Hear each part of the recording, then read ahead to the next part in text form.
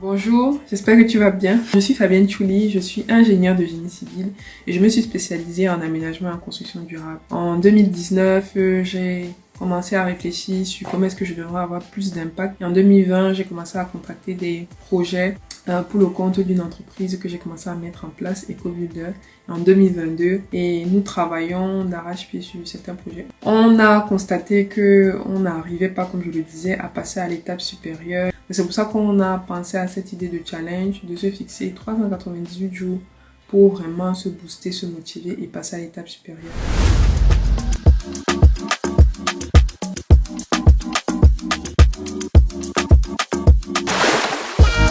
Donc là, j'ai un appel super important pour le fameux projet. Donc je ne peux pas encore effectivement parler parce qu'on a encore en projection, c'est de la prospection. Donc je verrai dans quelle mesure. Je vous fais écouter un peu les bribes de notre conversation.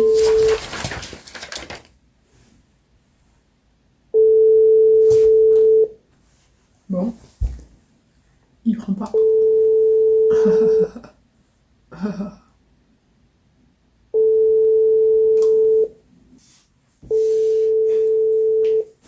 Bon, il m'a pas répondu, il va m'appeler. Donc voilà, c'est ça. On te dit que déjà on avait une réunion à 16h. Et là il est 17h30. Et j'ai dit je rappelle dans 5 minutes car la personne m'a dit qu'elle était disponible. Et donc là, j'ai appelé, ça sonne à vide. Donc on verra. Comme ma personne dit souvent, qui paie? C'est moi qui paie. Qui paie? Mais bon, c'est un peu agaçant. Bon, je vais manger une dernière croquette qui m'a dit. En attendant. Et dans ma checklist, oui, aujourd'hui, j'ai réussi à tourner les vidéos, à finaliser les documents, conseils que je vais partager à vous qui me suivez. Et après, moi, m'utilise. Allô? Oui, allô? C'est comment, Fabienne? Ça va bien? Et toi-même? Par ailleurs, représentante régionale de l'Ordre. Qui n'a pas beaucoup fait, il n'a pas bien exécuté ses fonctions l'année dernière, là. Le représentant? Oui, oui. Ah ben c'est ça, hein? Voilà. Tu es comme tous les Camerounais, on vous donne la responsabilité, et puis voilà. C'est tout, vous voulez seulement les postes, mais vous n'agissez pas, ok? Bon. Je t'explique rapidement, parce que je t'ai juste envoyé un document de 3 pages, je crois. Oui. Mon cabinet en groupement avec 2 cabinets d'architecture. Donc on a gagné un contrat pour étude de faisabilité du c'est un centre touristique de loisirs, d'attraction, tu vois. Et donc le client, donc c'est le il demande donc que ce projet ait une certification LEED. Spécifique, ils ont dit LEED spécifique. Justement, ils ont dit certification LEED. C'est tout ce qu'ils ont d'abord dit. On est un peu bloqué actuellement parce que ils nous ont pas encore donné les études topo et bâti. Ils disent qu'elles existent. Nous, on les a toujours pas reçues. Et donc, j'étais très content. Quand j'ai vu que toi, en cachette, tu es parti obtenir ta certification LEED. Donc d'abord, félicitations. Merci. Félicitations et tout parce qu'on en parlait. Alors moi, je dois être très honnête. Quand on a commencé à parler de ça, je ne savais même pas d'abord de quoi il s'agissait. Bon, oui, beaucoup de gens ne savent pas, oui. Je ne savais même pas de quoi il s'agissait. Et on a commencé à parler de ça. Et après, c'est là que je entrais un peu vraiment dans le lead. Tu comprends? J'entrais dans le lead et tout pour commencer un peu à comprendre d'abord de quoi il s'agissait, comment on fait, comment on certifie, quels sont les process et tout. Et c'est là que je me suis rendu compte que, mais attends, d'abord, c'est même pas un problème juridique. D'abord. Oui, c'est pas... Oui. C'est d'abord un problème technique. Oui. C'est une démarche. C'est une démarche technique d'abord. C'est ça. Tu comprends? C'est ça. Et tout. Donc, en fait l'idée, donc, c'est quoi? Maintenant, c'est de dire, ok, le client, lui, il nous dit que il voudrait que son projet soit certifié LEED. Oui. Ok? Oui. Bon, maintenant, donc, le but de cette note que j'ai à transférer au client dans un premier temps, c'est de tenir jusqu'aux 3 pages. Ensuite, on va rester, ensuite développer et donc justement travailler avec toi. Ok. Le but, c'est de dire au client que, attention, vous allez me demander quelque chose. Est-ce que vous savez d'abord de quoi il s'agit? Moi, j'ai donc sorti cette première note d'appréciation que je leur ai transmise. Oui. Ok. Mais ce que je voudrais donc maintenant, c'est que tu vois, on puisse ensemble Évaluer. travailler et aller plus loin. Tu vois. Bon, après, tu me diras, parce que c'est toi qui es spécialiste, hein, tu me diras d'abord si globalement ça tient la route. J'ai donc vu qu'effectivement, il y avait des certifications pour lesquelles tu as brillamment passé ton examen au deuxième coup, si j'ai bien compris. Tu as bien lu le post, c'est ça? Voilà. Donc, dit plus si, n'est-ce Oui, pas? oui, c'est ça.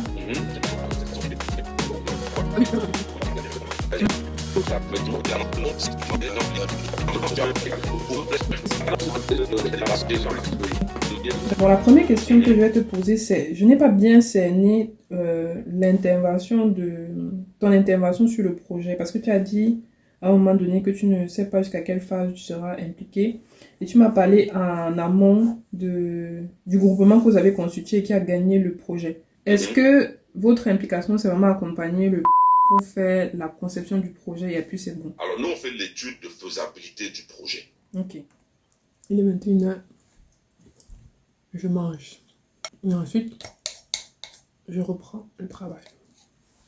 N'oublie pas les fruits. La clémentine, c'est vraiment le grignotage le plus sain, surtout en hiver. Et ça réconforte. Sur la partie environnementale, on va aujourd'hui principalement faire les certifications NF Habitat. Alors, moi, je suis référent technique NF Habitat, mais je suis redevenu évaluateur NF Habitat pour le compte de Cercal. Donc, en gros, c'est comme si c'était l'équivalent du BRI MEIPI. Donc, en gros, on est en contact direct avec l'organisme de certification et on a pas mal de demandes en ce moment sur tout ce qui est carbone, tout ce qui est ACV, trajectoire des seuils 2025, 2028 et 2031. Là, je suis extrêmement heureuse parce que je vais manger du soya.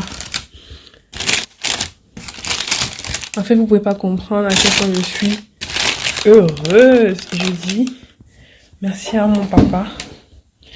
Papa pour ça parce que c'est lui qui me l'a envoyé depuis le Cameroun et vraiment,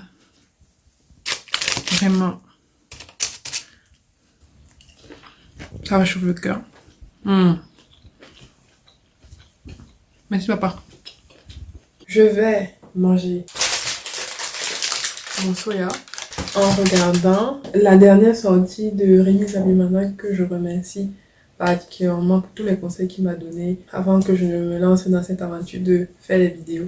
Il a pris le temps de m'appeler, il a répondu à mon appel, à mes questions. On a bien discuté, il m'a donné quelques tips. Et là, j'apprécie absolument la qualité de son travail. C'est beaucoup de recherche, de culture, de recherche historique. Et ses montages sont incroyables. Bon, c'est pas lui seul, mais parce qu'il y a toute une équipe derrière. Mais vraiment, j'apprécie énormément ce qu'ils font sur la chaîne AJ+ Français. Et là, justement, je vais déguster en regardant l'épisode qui parle du look ridicule des juristes africains. Qu'on a toujours un chapeau un peu bizarre.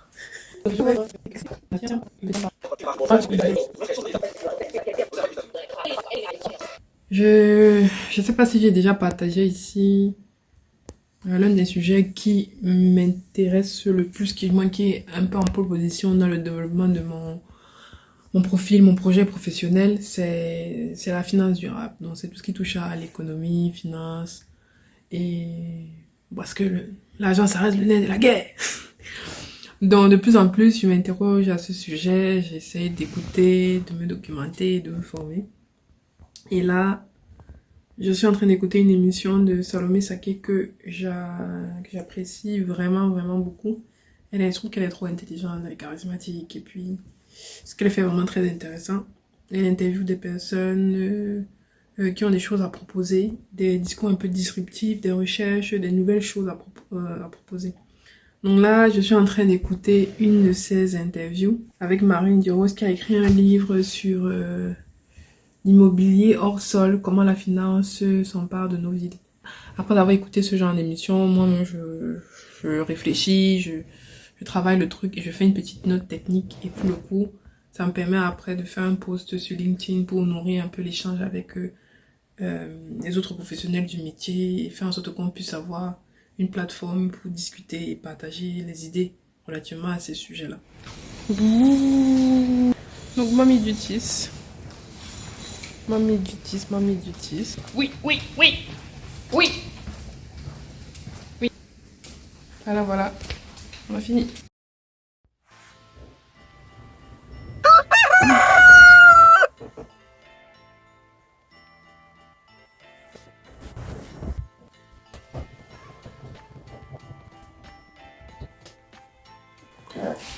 Nous sommes vendredi.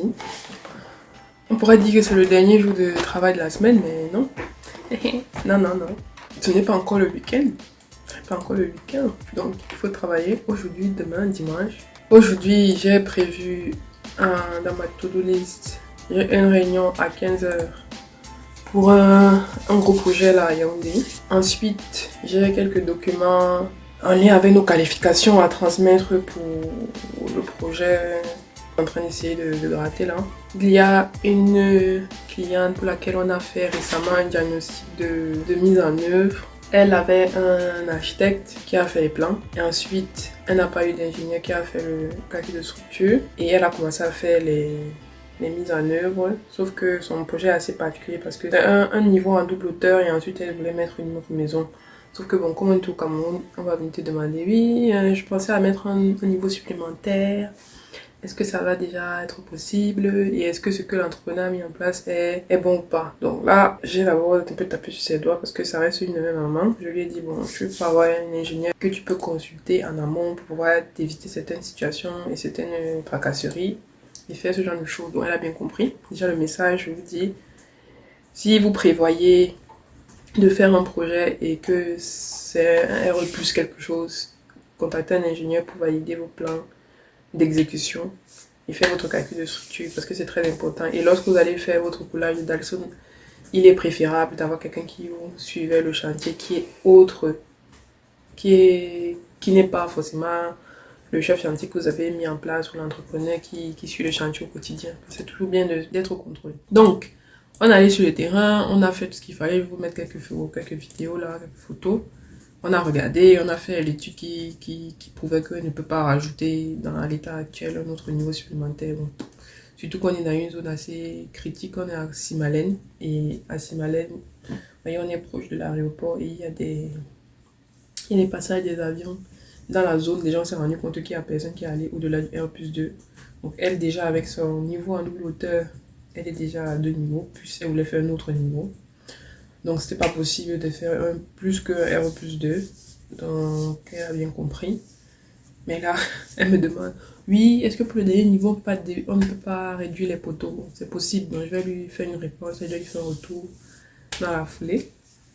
Et ensuite, j'ai prévu de... Voilà, parce qu'il y a des interviews que je dois préparer avec certains professionnels pour alimenter justement le contenu de qualité que vous aurez sur des thématiques bien précises liées à la construction durable, à l'eau, à l'énergie et à tout ce qui touche l'environnement et la ville de manière générale. Donc, on est sur un projet de construction d'une école, d'une université qui a pris du retard, mais bon, c'est pas de notre fait parce que l'architecte qui est missionné sur le projet, il prend un peu son temps et surtout qu'il n'est pas très bon conseiller. Il a fait une proposition de plan en construisant sur tout le terrain alors que dans le code de l'urbanisme, il faut prévoir tout ce qui est des bords par rapport à la route. Donc là, on est un peu en train de reprendre la coordination du projet et on a fait tout ce qui est démarche auprès de la mairie, de la ville. Mais juste, il nous a dit que pour le dossier permis de construire, il faut qu'on fasse une note de sécurité incendie. Et ça, pour le coup, c'est le parcours de combattant parce qu'il faut trouver les personnes qui sont habilitées à faire ces notices. Vraiment, ça, c'est beaucoup d'informations que je vous donne pour vos projets parce que c'est un sujet dont on n'y pense pas. Donc là, on a trouvé les contacts et on va faire le nécessaire pour avoir notre notice d'incendie et puis compléter le dossier permis de construire pour valider. Donc là, on est dessus, on est en train de gérer ça. Et donc, on y va, on y croit. Et je vous dis, bon moi, au moment où vous allez voir la vidéo, c'est pas forcément le moment du week-end, mais bon. Nous, on continue. Le week-end, c'est demain, mais ce sera pas vraiment un week-end parce qu'il faudra continuer sur la mise en place des process. Et voilà, et